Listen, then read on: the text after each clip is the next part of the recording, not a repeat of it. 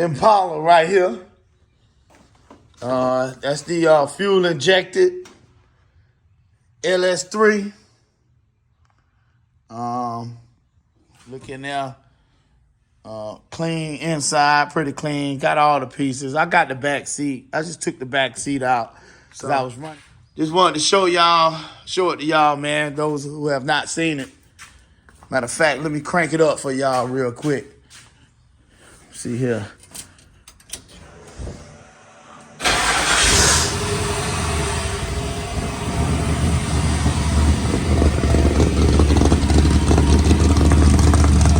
There it is, baby. You too. This your boy Tony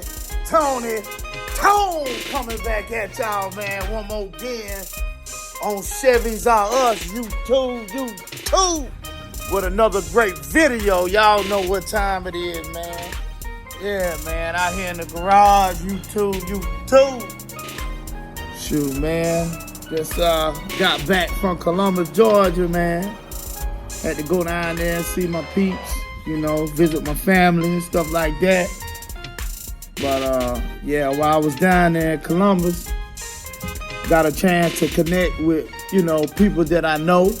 What's up, man? What's going on, man? You know, some old friends. Connected with a lot of people in the C-Town, man, that I didn't know, that I know now. You know what I'm saying? And, you know, it was a pleasant experience, man. It was great. It was good, man. And, you know, hey, shout out to my city, man. C-Town, Georgia bound. Y'all know what time it is, man. But I'm back in Atlanta. So I'm finna get back to it, man. I just wanted to make a quick video, man, of this video is actually by request of one of the viewers, you know. So I'm specifically making this video because he requested it. I said, you know what? If it'll help one person out, guess what? It'll help more people out. You know, a lot of people are doing LS swaps now. And I just thought I'd make a video of all the issues that I've encountered while doing this LS swap in this 72 convertible Impala. For those of y'all have not seen it, let me show it to y'all real quick. Here is the Impala right here. That's the fuel injected LS3. There it is, man. You know, still need a little polishing. Got a little cable clean up to do right there, man. But for the most part, it's running really good. Drives really good too. So I'm just working out some issues with my drive shaft right now. Let me show it to y'all, YouTube. Look in there. Clean inside, pretty clean. Got all the pieces. I got the back seat. I just took the back seat out because I was running cabling for the fuel injection, the fuel pump and all of that, man. But here it is, man, on a side note. Boom, it's pretty solid. Show it to y'all. Boom. And it run pretty good, YouTube. So just wanted to show it to y'all, man, those who have not seen it. Matter of fact, let me crank it up for y'all real quick. See here.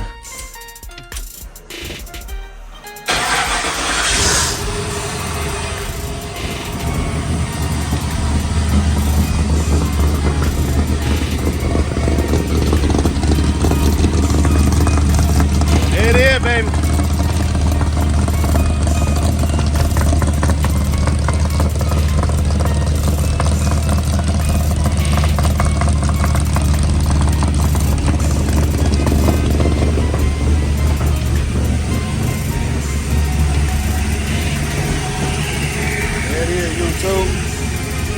YouTube.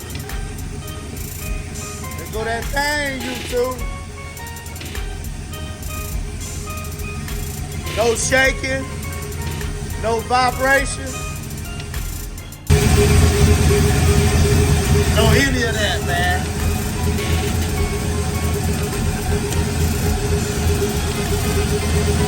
Y'all can see it's idling down now.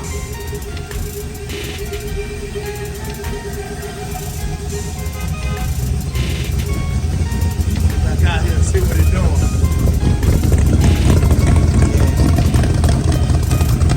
Y'all hear that cam? Cam is talking spit. See the condensation. Yup, breathing good, YouTube. Hold up, breathing good.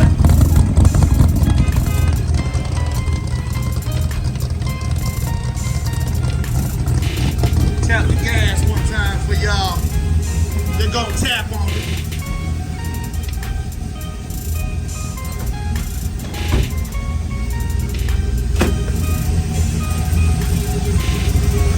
See here.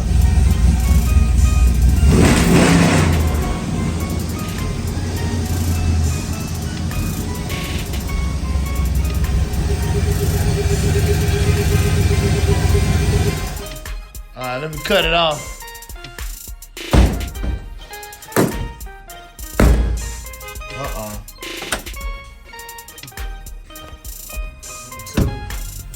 All right, so pretty much, man. First issue, man, that we had during this LS swap is whenever we put the engine in, it didn't have any coils or fuel rails or intake. The only thing it was the engine and the transmission. It had the valley cover and I had the ports on the heads taped off. The first issue that we encountered is, man, this freaking engine mount over here, man, down here. The engine mount on the passenger side. I'll show y'all. There it is, right there. Y'all can see it.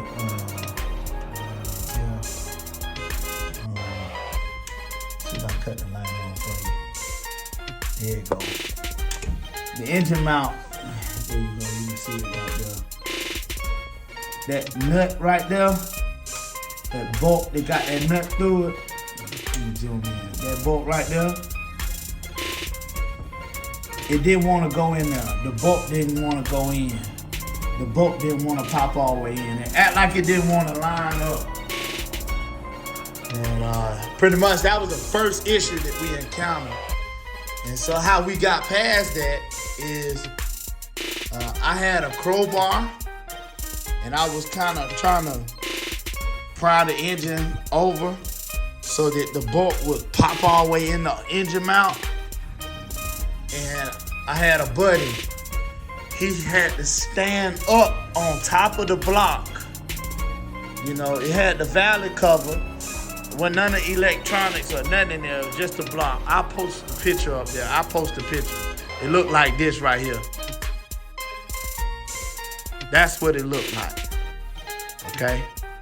And so he was standing up on top of it, kind of shaking or pushing with his foot, stomping down with his foot to kind of move the engine. And boom, the sucker popped in. The tail end was jacked all the way up. Right before he stood on it, I jacked it down a little bit. So to give the engine and transmission a little play. And when he stood up on it and kind of rocked a little bit to this side, boom, the bolt popped right in. And that was a wrap. So that was pretty much, that took care of the first issue. And let me see, the second issue that I encountered was the starter. Whenever I went to put the starter on, I got a 4L60E in here. It came out of 2007 Tahoe. The engine came out of I think a 2011 Escalade. It's a 6.2 liter LS3. And I tried to put the starter on, and the starter would not go on with the cover that goes on the transmission the starter slips into. It has like a little hole in it, and the starter just pokes right through that hole and bolts up to the box. So what I had to do is I had to trim the edge of that doggone cover in order for the starter to fit on properly. I could either remove the cover entirely, or I could modify it. And what I had to do is I wanted to keep the cover, so I just modified the cover. Let me show y'all what I'm talking about, man. Let me see if I can get down here. Show y'all real quick. Give me a second, YouTube.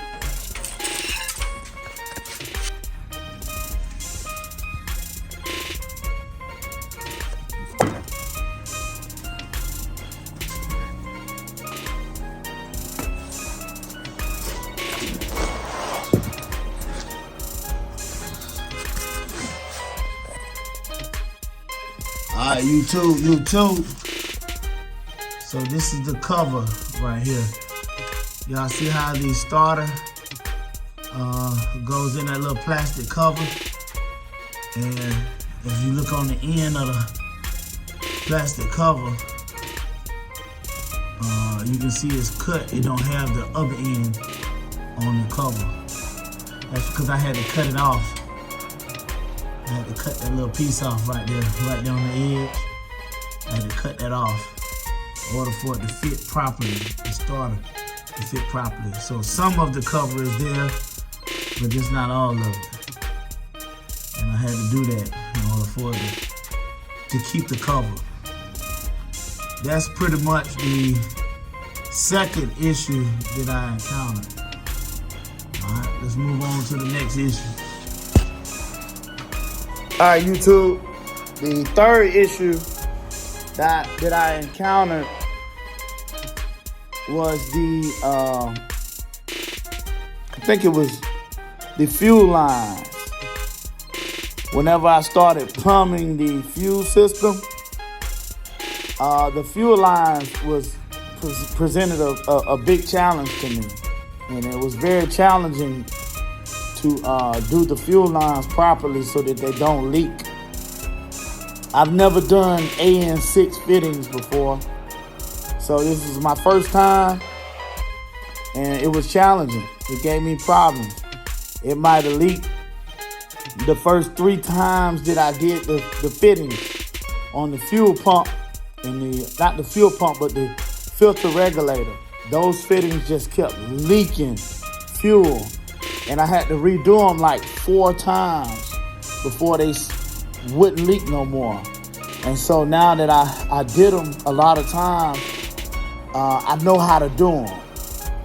And I kept searching YouTube, I kept searching the internet, and I couldn't find a video out there to show me how to properly do the AN6 fittings that I had. And so they gave me a problem. After I completed them and figured out how to do them, I went back and I read the instructions. I'm like, you know what? I should have read the instructions the first time. But you know, even though we know how to do something, it's still good to read the instructions, man. Because as men, we get ahead of ourselves and we'll end up putting the whole project together or putting the whole thing together, then have to take it apart because we didn't do it right, because we failed to read the instructions. So that's something that I suggest with all your parts. Make sure you read the instructions. Even though you know how to put it on, you've done it before, still read the instructions, YouTube, because that can save you a lot of time, save you a lot of money too. But that was very challenging to me. And I think that's a separate video of its own of me doing the AN6 fittings. Next issue. Whenever I got the car, the engine completely wired up, I got the computer installed, I got the fuse block installed, I completely wired everything up, and I went to crank it, and the engine would not crank. And so I did some troubleshooting on my own. You know, I I've never worked with an LS engine before. This is my first LS engine that I'm working with. But, you know, the older style Chevy engines, they need fuel and they need spark. And I know that even a newer model engine needs fuel and needs spark. So what I did is I tested the spark. I took one of the coil wires off. Let me show you. I took one of these coil wires off the spark plugs, and I put a screwdriver in it and kind of almost grounded it out, but not quite grounded it out, and got somebody to turn it over, and it was a bright orange spark. And I tested multiple cylinders. And so I knew it was getting fire. And so I said, well, you know what? It's got to be the fuel. And so what I did is I took these, and these are the fuel injectors. Right here, right here, right here, and right here. You got 8 of them on the engine. 4 on this side, 4 on the other side. So what I did is I said, well, let me see if these fuel injectors are getting any voltage. And so what I did is I unplugged these and I stuck a voltmeter down inside where they connect to the fuel injector to see if it was getting fire. And it was getting the correct amount of voltage. But what I did is I widened the hole up. I widened the connector up. And so then when I plugged it back on the fuel injector, it didn't make contact with the fuel injector. And so even after I got the engine running, I had a challenge of getting fuel injector 1, fuel injector 4, and fuel injector 8, which is the equivalent to cylinder number 1, 2, and 3.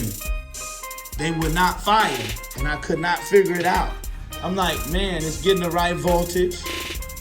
I upgraded the software, the Tech software for the computer. I did everything, man. I spent maybe an hour on the phone with support, and we could not figure out what was causing the injectors not to fire. And I thought about it, man. I said, you know what? Let me just test and see if this will fix it. And so I took a little piece of aluminum foil. I'll post a video up. If you want to see the entire video, just click that link in the top right corner, and it'll take you to the whole video to where I fixed the fuel injectors. But I put a little piece of aluminum foil down in the connector, plugged the connector back up, and then it cleared the code. The computer was alerting code P201, which meant an open circuit. So when I stuck the aluminum foil down in these 2 little connectors and plugged it back up to the fuel injector, the code cleared, and I was able to get my engine running pretty good, decent, very good, after all the cylinders started firing. That was another issue that I faced. But before that, I faced the issue. Before that, I faced the issue with my engine running too rich. And this is just a little piece of advice for all the people. It ain't even gotta be LS swappers. If you got your engine built and it's a fuel injected engine, and you got oxygen sensors, and you don't have exhaust on your car, I would really minimize the amount of time that you run your engine. Limit it. Limit the time that you run your engine if you don't have full exhaust on your vehicle. Because with oxygen sensors and fuel injected engines, you're supposed to have at least 6 inches of pipe. And if you don't got that after the O2 sensor, your car is gonna run rich. It's gonna dump way too much gas because your oxygen sensors are reading the oxygen from the outside of the vehicle. And it's saying, hey, I sense too much oxygen in the fuel mixture, in the exhaust. I sense too much oxygen. But it's really reading the oxygen outside of your vehicle. So it's telling the computer, you know what, I need to dump more gas. I need to turn up the gas air to fuel ratio because I see way too much oxygen. And it's gonna dump as much gas that it can possibly dump. And it's gonna run very, very, very rich. It's gonna run so rich, the exhaust will burn your eyes. And guess what? That can mess up an engine. If you have a newly built engine and your engine ain't even all the way broke in, running your engine for over 10 minutes can mess up a ring, it can mess up cylinders, it can do all kind of damage, especially if you running way too rich. You can burn a lot of stuff up if it's running with too much gas. And so that's my advice to you. Do not run your engine until you get your full exhaust. You can crank it up, let it run for a minute or 2 minutes, you know, just to hear it, but don't keep running it.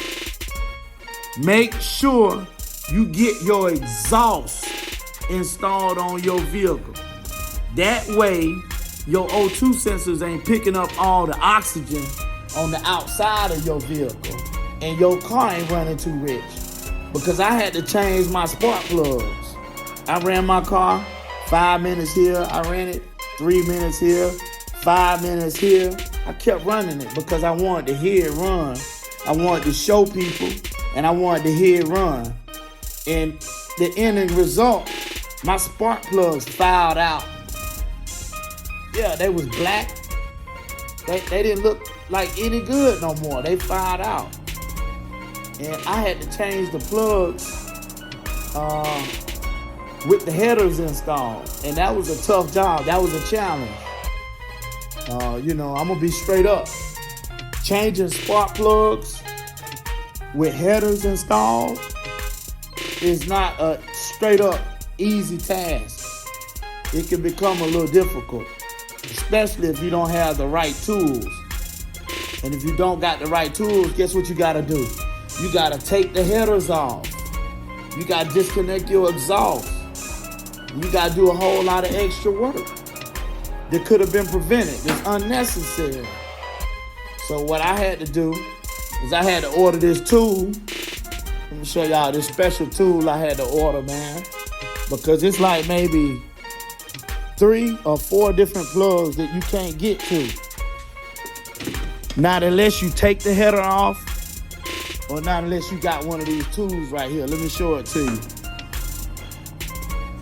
This is what you have to use. It's called basically a pass-through socket. And what it does, let me see if I got a spark plug that I can show y'all. I might not have a spark plug, YouTube. That way I can show you.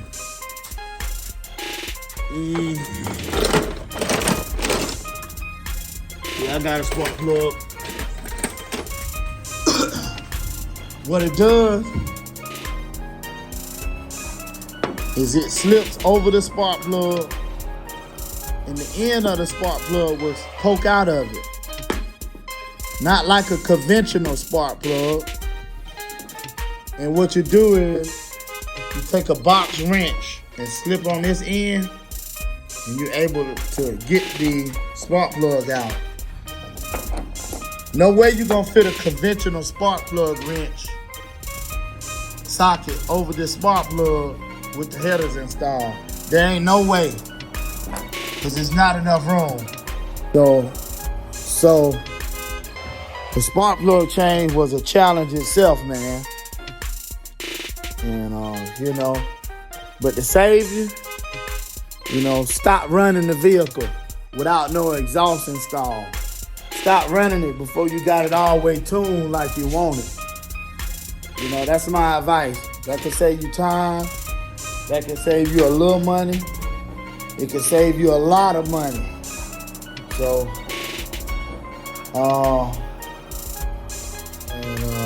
pretty much, man, you know, I wouldn't run it. I'll wait till I get my exhaust. All right, YouTube, let's go to the next thing. Let's see if I can show it to y'all. On the radiator, this little valve right here. I don't know if y'all can see that little brass bolt right there. That's a pretty much a block off on my radiator that I had to compensate for. And it was a challenge finding the right this nut right here, this bolt, this brass bolt right here. Thing right here. This brass bolt. Let me zoom in on it. Y'all see that brass bolt with the Teflon taped on it, screwed in the alternator? It was a challenge finding the thread size on that for that block off, and it wasn't on any other thread sizes at the auto parts store. I couldn't find it anywhere, and the guy said, "You know what? Let me try some plumbing stuff," and it ended up being some kind of special plumbing thread, and you know that was pretty much it. So if you ever in a situation to where you're trying to find some block off ports on your radiator, you know, ask your people at the local mechanic store or hardware store to try some plumbing threads, and boom, it worked out perfectly for me. Pretty much, that's pretty much it, YouTube. I mean, those are not major challenges. They are smaller challenges, you know. Regarding the LS swap, you know, that was all that I was faced with so far.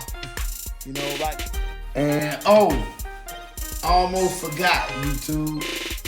I had a charging issue to where my battery went dead after about an hour of running the car, and so it just gradually went down. So when I went to crank it back up, it wouldn't charge. It wouldn't crank because the battery wasn't charged all the way up. So that let me know I had an issue with my charging system or either the battery. And the battery charged up like 4 or 5 times, no problem, and cranked the car, and it ran for an hour, and then it stopped cranking. And so just looking at the voltage, when the engine was running, I had like 11.7 or 12.1 or 2 volts, something like that.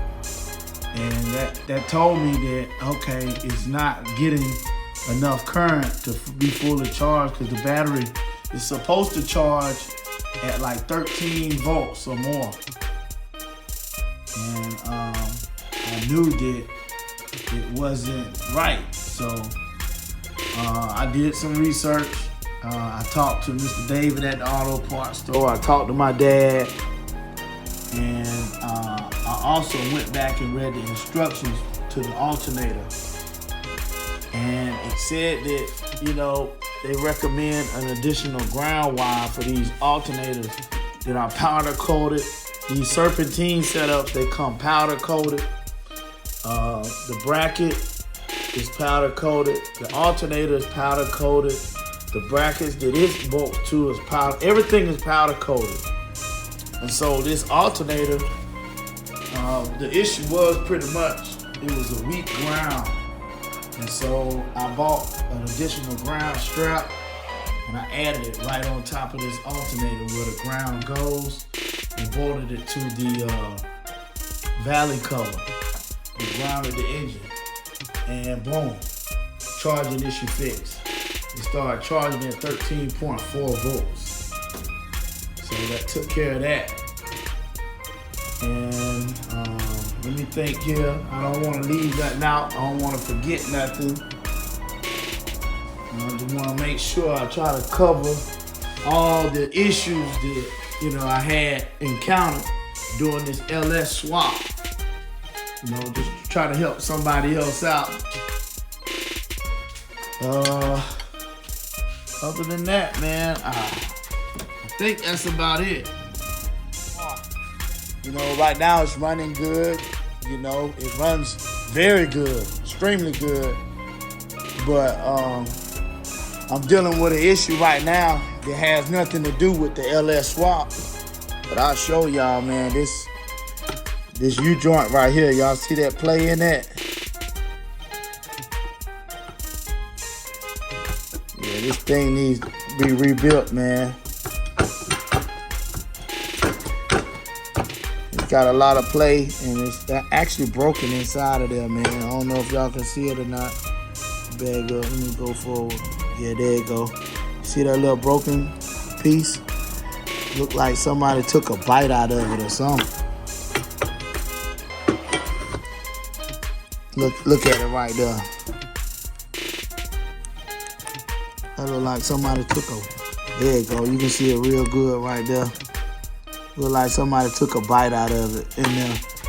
And so that's giving me some vibration. But that has nothing to do with the LS swap. That's another problem of its own.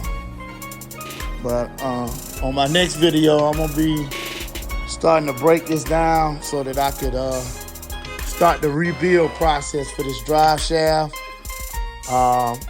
If the Lord is willing, the U-joint, I found a special U-joint that I can use that will connect on the inside, clips on the outside. It'll lock it in, and that way this other U-joint will fit right in there. So we're gonna go from there, YouTube. We're coming up with the drive shaft rebuild on the next video. But pretty much, YouTube, that's all for today. I appreciate y'all, man. I thank y'all for watching. You know, if you have not subscribed, please click that subscribe button, man. Go ahead and subscribe. Go ahead and turn on your notification button. Man, this Chevy, man, this 72 convertible Impala, this build is coming along, YouTube. And, you know, if I can help somebody, you know, put your questions in the comments, you know. This video is actually by request of one of the viewers, you know. So I'm specifically making this video because he requested it. I said, you know what? If it'll help one person out, guess what? It'll help more people out. And that's my whole goal, my whole main purpose is to motivate people, to inspire people, to encourage people, you know, not only to do what I'm doing, but to do pretty much whatever God put on your heart. So I'm excited. I hope you all are excited too. So just stay tuned for the next video. You too. Y'all know what time it is, man. I appreciate y'all, man. Take care. Y'all have a happy new year. Bless y'all.